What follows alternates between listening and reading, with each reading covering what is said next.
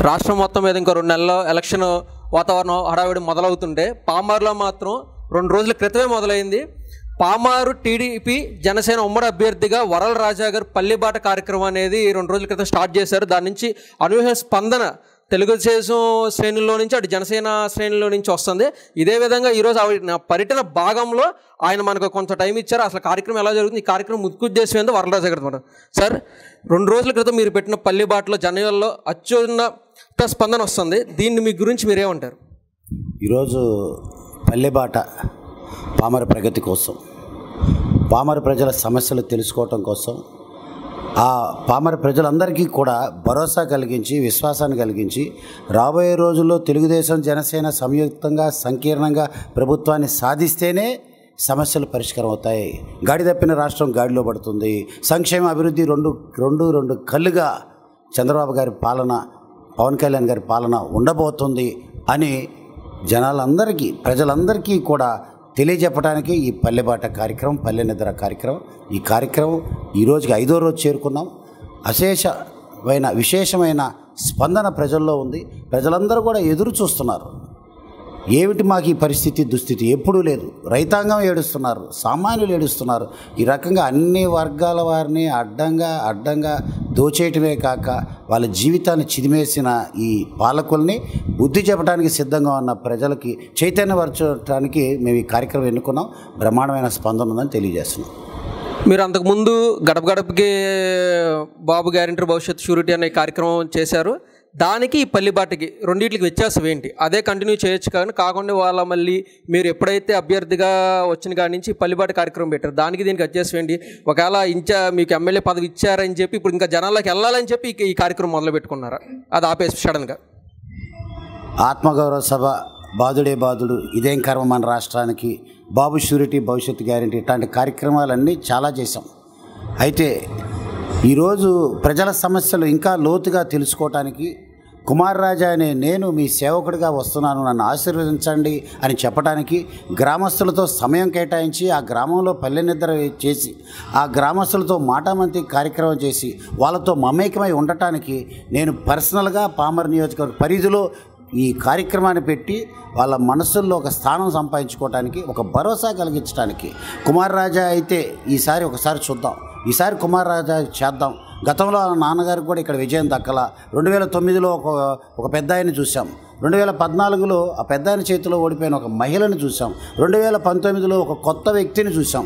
ఈ రకంగా 3 పర్యాయాలు ముగ్గురికి అవకాశం ఇచ్చిన పామర ప్రజలు ఈసారి కుమార్ రాజాని ఎందుకు చూడకూడదు? వాళ్ళ నాన్నగారికి 1000 ఓట్ల తేడా గతంలో ఓటమి చెందారు. ఈసారి ఈ కుర్రాడు ఇంత కష్టపడుతున్నాడు, ఒక్కసారి అవకాశం ఇచ్చి చూద్దాం అని ప్రజల్లో ఉందని నాకు అర్థమైంది. అందుకని వాళ్ళతో ఇంకా మమేకం అవటానికి, వాళ్ళకి ఒక నమ్మకాన్ని కలిగించడానికి, ప్రేమ అభిమానాలతో ఇంకా దగ్గరవుతున్న పల్లెబాట కార్యక్రమం నేను ఈ 5 రోజుల్లో పెను మార్పులు నా జీవన శైలిలో, నా విధానాల్లో ఈ 5 రోజులు ప్రజలతో రోజుకి 22 గంటలు 20 గంటలు గడుపుతుంటే, ఆ సమయం కేటాయిస్తుంటే ఉదయాన్నే 5:30 లెగిసి రైతులతో మాటామంతి వెళ్ళి టీ సెంటర్లో టీ తాగటం, లేకపోతే అక్కడున్న రైతులతో దారినిపై వాళ్ళతో ఆగి మాట్లాడటం, వాళ్ళ కష్టాలు తెలుసుకోవటం, ఇష్టంగా వాళ్ళతో మాట్లాడటం, వాళ్ళ ఇష్టాలు కష్టాలు సుఖదుఖాల్లో పాలు పంచుకుంటుంటే నన్ను నేను ఇంకా రూపాంతరం చెందుకున్నా.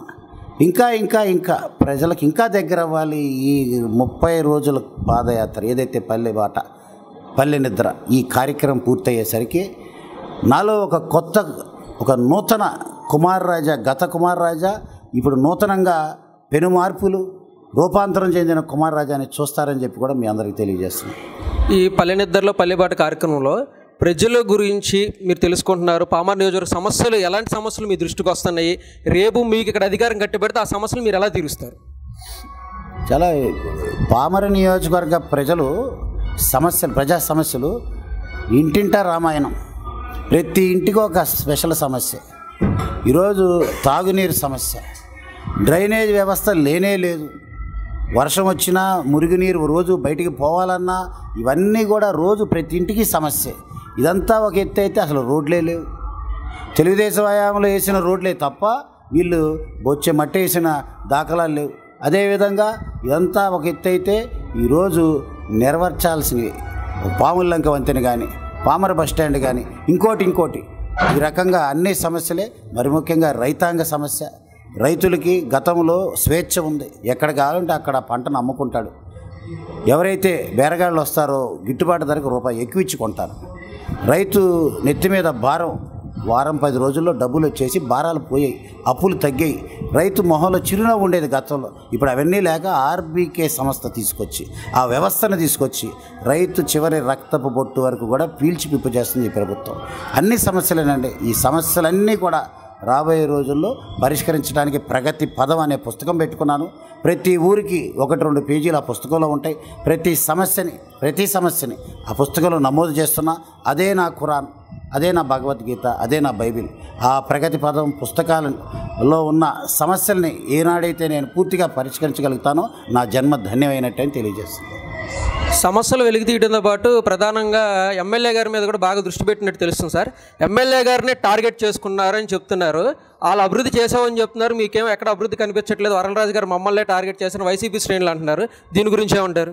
ఇప్పుడు ఎమ్మెల్యే మీద ప్రత్యేకమైన దృష్టి ఎవరు పెట్టక్కర్లా. పామర్ నియోజక ప్రజలందరూ ఆయన మీద దృష్టి పెట్టారు, ఆయన ఓడగొట్టడానికి. మళ్ళీ కానీ ఆయనకి కానీ టికెట్ వస్తే, వైసీపీ అధిష్టానం కనుక కైలా అనిల్కి టికెట్ ఇస్తే ఆయన మీద దృష్టి పెట్టి, ప్రత్యేకమైన దృష్టి పెట్టి ఓడగొట్టడానికి పామర్ నియోజకవర్గ ప్రజలే ఉన్నారని తెలియజేస్తున్నా. ఎమ్మెల్యే మామూలు అవినీతి చేసింది. అవినీతి అనకొండగా, ఇసుకాసురుడిగా, బుసకాసురుడిగా, బకాసురుడిగా, కైలాసురుడిగా మారిన వ్యక్తి కైలా అనిల్. ఉట్టి చేత్తో ట్రంకిపెట్టితో బాపులపాడు బుల్లోడుగా అడుగుపెట్టిన కైలా అనిల్ ఈరోజు పామర్లో ఆ లోటస్ పాండ్ ఏంటి, తాడేపల్లి ప్యాలెస్ తెలుసు, హైదరాబాద్లో సాగర్ సొసైటీలో జగన్ గారి ఇల్లు, అక్కడ లోటస్ పాండ్ తెలుసు. దానికి ధీటుగా పెత్తందారితనానికి ఒక దిక్సూచిలా, మార్గదర్శిలా ఈ కైలా అనిల్ తయారయ్యాడు. అవినీతి సొమ్ముతో కరోనాలో అందరూ బాధపడుతుంటే ఇతను ఒక్కడే బ్రహ్మాండమైన ఇల్లు కట్టుకొని అవినీతి సొమ్ముతో, బినామీ ఆస్తులతో ఈ పామర్లోనే ఇదే పెదపారిపూడిలో కూడా కుటుంబ సభ్యుల మీద కూడా కొన్ని ఎకరాలు కూడా అన్ని కూడబెట్టాడు. ఇప్పుడు అమ్మేసేయడానికి కూడా ఇది ఉన్నాడని అందరూ మాట్లాడుతున్నారు. ఇవన్నీ కూడా ప్రజలు మాట్లాడే మాటలే, మేము ప్రత్యేకంగా దాని మీద దృష్టి పెట్టేది లేదండి. నిన్న అడ్డంగా మిట్ట మధ్యాహ్నం పూట అడ్డంగా ఒక లోడు లారీ డబల్ లోడ్ వేసుకొని పోతుంది ఇసుక. పట్టపగలే మిట్ట మధ్యాహ్నం పూటే రెడ్ హ్యాండెడ్గా కూడా అన్నీ పట్టుకొని చూపించాం. అయినా ఉలుకు లేదు, ఇది లేదు, దొరికిందే దోచుకుందాం అన్నట్టుగానే ఈ పాలకులు ఉన్నారు. అయితే రాబోయే రోజుల్లో ప్రజలే వీళ్ళందరికీ బుద్ధి చెప్తారని తెలియజేస్తున్నారు. 2014లో పామారు నియోజకవర్గంలో చూసుకుంటే వైసీపీకి అధికారం కట్టిపెట్టారు. 2019 కూడా వైసీపీకి అధికారం కట్టిపెట్టారు. రానున్న రోజుల్లో కూడా ప్రజలు వైసీపీకి అధికారం కట్టిపెడతారని వైసీపీ శ్రేణులు అంటున్నారు. టీడీపీ పార్టీ ఎంత బలంగా ఉంది నియోజకవర్గంలో, ఎలాంటి దానికోసం మీరు ఎలాంటి కృషి చేస్తున్నారు ఇంక రాబోయే 2 రోజుల్లో టీడీపీని అధికారం తీసుకురావడానికి? 3 పర్యాయాలు విజయం దక్కలేదు తెలుగుదేశానికి అనేది పాత మాట. ఇప్పుడు రాబోయే పర్యం ఈ 2024లో కనీ విని ఎరగని రీతిలో తెలుగుదేశం పార్టీ విజయం సాధించబోతుంది. జెండా ఎగరవేయబోతున్నాం. దానికి నిదర్శనమే ఈ 5 రోజుల పల్లెబాట. ప్రజాసంద్రంగా మారిపోయింది. ప్రజలు హారతులు పడుతున్నారు, ప్రేమ అభిమానాలతో స్వాగతిస్తున్నారు. వైసీపీ వెన్నులో వణుకు మొదలైంది. దానికి నిదర్శనమే రాత్రి మేము వెళ్ళే ప్రతి కార్యక్రమం దగ్గర బ్యానర్లు చించేయటం, సరిగ్గా నా మొహాన్నే కోసేయటం. అదేం అల్ప సంతోషమో, ఒక ఆకతాయితనమో ఈ ఎమ్మెల్యేకి నాకు అర్థం కాల. నేను పోలీస్ డిఎస్పీకి కూడా ఫోన్ చేసి చెప్పా, పోలీస్ వ్యవస్థ నిమ్మక నీరెత్తినట్టుంది, కంప్లీట్గా సరెండర్ అయిపోయింది సార్ మీ డిపార్ట్మెంట్. టార్గెటెడ్గా వెళ్ళే రూట్లోనే మా కార్యకర్తల్ని, అక్కడ బ్యానర్లు పెట్టుకున్న ప్రజల్ని, రైతుల్ని టార్గెట్ చేస్తూ రెచ్చగొట్టే దూరంలో గొడవలు లేపటానికే ఈ వైసీపీ నాయకులు కైలా అనిల్ కుమార్ 5 రోజుల పల్లెబాటు చూసే ఈ రకంగా రెచ్చిపోయే పరిస్థితికి వచ్చాడంటే రాబోయే రోజుల్లో ఇంకేదైనా చేయడానికి సిద్ధంగా ఉన్నాడు. అన్నీ కూడా శాంతిబద్ధంగా ప్రజాస్వామ్యాన్ని కాపాడుకుంటూ స్వేచ్ఛగా శాంతి భద్రత విఘాతం కలిగించకుండా ఇవి దేనికైనా ఓర్చుకుంటూ సంసిద్ధంగా ఎదుర్కోవడానికి మేము సిద్ధంగా ఉన్నాం తెలియజేస్తున్నాం. బ్యానర్లు కోసారు, గోడ మీద రాతలు చెడిపిన ఏమి చేసినా దేనికి భయపడేది లేదు, వెనకాడేది లేదు. ఈరోజు ప్రజల మనసులో స్థానం ఉంది, దాన్ని మీరు చెరపలేరు. కార్యకర్తల గుండెలో ఆత్మస్థైర్యం ఉంది, దాన్ని మీరు ఏమీ చేయలేరు. అందుకని మీకు తెలియజేస్తున్నా, 5 రోజులుగా ఈ పల్లెబాట కార్యక్రమం పామరు నియోజకవర్గంలో ఒక నూతన అధ్యాయానికి శ్రీకారం చుట్టింది. వైకాపా నాయకుల కంటి మీద కునుకు లేదు. ఈ పరిస్థితికి నిదర్శనమే బ్యానర్లు తెగబడి బ్యానర్లు చించుకుంటున్నారని తెలియజేస్తుంది. చంద్రబాబు నాయుడు గారి వారసత్వాన్ని పుచ్చుకుని లోకేష్ గారు రాజకీయాల్లోకి వచ్చినట్టుగా మీ నాన్నగారు వారసత్వాన్ని పుచ్చుకుని మీరు రాజకీయాల్లోకి వచ్చారా? లేకపోతే చంద్రబాబు గారు ఆశయాలను ప్రజల్లోకి తీసుకెళ్తే లోకేష్ గారిని ఒక యువతర నాయకత్వం కావాలని రాజకీయాల్లోకి వచ్చినట్టు మీరు కూడా ఒక యువతరం నాయకత్వాన్ని ముందుకు తీసుకెళ్లాలని రాజకీయాల్లోకి వచ్చారు? ముందుగా చంద్రబాబు గారి స్ఫూర్తితో ఆయన రాజకీయ ఆరంగేయటం కానీ ఆయన ఈరోజు వరకు రాష్ట్రానికే కాదు దేశానికే కాదు ప్రపంచానికే గర్వకారణంగా ఉన్న చంద్రబాబు నాయుడు గారిని చూసి లోకేష్ బాబు గారు ఇన్స్పైర్ అయ్యి ఆయన రాజకీయాల్లోకి వచ్చి యువగలంతో ప్రత్యేకమైన ఇమేజ్ సాధించుకున్న లోకేష్ బాబు గారు బ్రహ్మాండం. ఎవరికి వారే ఈరోజు తండ్రికి మించిన తనయుడిగా లోకేష్ బాబు గారు రూపాంతరం చెందాడు. క్రమశిక్షణకి మారిపోయారు, పట్టుదలకి పెట్టింది పేరు. అతి తక్కువ కాలంలోనే ఎన్నో అవమానాలు, ఎన్నో హేళనలు అన్నీ ఎదుర్కొని లోకేష్ బాబు ఒక మహర్షిలాగా, మార్గదర్శిలాగా, రాష్ట్రానికి ఒక దిక్సూచిలాగా, యువతకి రేపటి యువతకి భవిష్యత్తుకి ఒక భరోసాలాగా నిలబడ్డాడు ఈరోజు లోకేష్ బాబు. ఈరోజు లోకేష్ బాబే మాకు స్ఫూర్తి. అదేవిధంగా చంద్రబాబు గారి నాయకత్వం మాకు స్ఫూర్తి. ఇవన్నీ చూసిన తర్వాత పామరు నియోజకవర్గంలో అవకాశం రావటం, ఇన్ఛార్జిగా నిలబడటం అనేది నా పూర్వజన్మ సుకృతం, నా తల్లిదండ్రులు చేసుకున్న పుణ్యం. స్వర్గీయ ఎన్టీ రామారావు గారి పురిటిగడ్డ నిమ్మకూరు ఉన్న నియోజకవర్గం ఈ పామరు నియోజకవర్గం.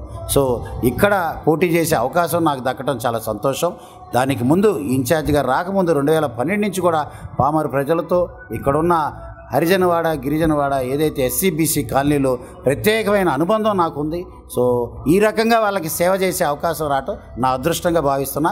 నా జన్మ చరితార్థమైంది. పామరు ప్రజల ప్రగతికి నా జీవితం అంకితం తెలియజేస్తుంది. మీ తండ్రి గారిని చూసి చంద్రబాబు నాయుడు గారు మీకు అభ్యర్థిగా ప్రకటించారా, లేక మీరు టీడీపీ పార్టీ భుజస్కంధాల మీద వేసుకుని ప్రజల్లోకి చేరవేయడం వల్ల రానున్న రోజుల్లో మిమ్మల్ని అభ్యర్థిగా ఖరారు చేస్తున్నారా?